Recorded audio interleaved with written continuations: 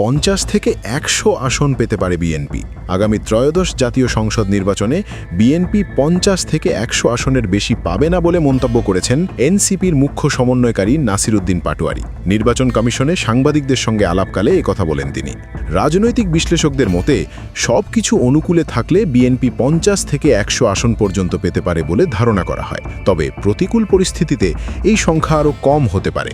নির্বাচনের পরিবেশ ও অংশগ্রহণই শেষ পর্যন্ত নির্ধারণ করবে বিএনপির আসন সংখ্যা। বিএনপি কত ভোট পাবে এ প্রশ্নের সরাসরি নির্দিষ্ট উত্তর দেওয়া বাস্তবসম্মত নয়, কারণ ভোটের ফল নির্ভর করে একাধিক পরিবর্তনশীল বিষয়ের উপর। এর মধ্যে রয়েছে নির্বাচনী পরিবেশ, ভোটার উপস্থিতি, জোট রাজনীতি, প্রার্থীর গ্রহণযোগ্যতা, প্রচারণার সুযোগ, প্রশাসনিক নিরপেক্ষতা এবং সামগ্রিক রাজনৈতিক পরিস্থিতি। যদি নির্বাচন প্রতিযোগিতামূলক হয় ও অংশগ্রহণমূলক হয়, তাহলে বিএনপি তাদের ঐতিহ্যবাদী ভোট ব্যাংক থেকে উল্লেখযোগ্য সমর্থন পেতে পারে।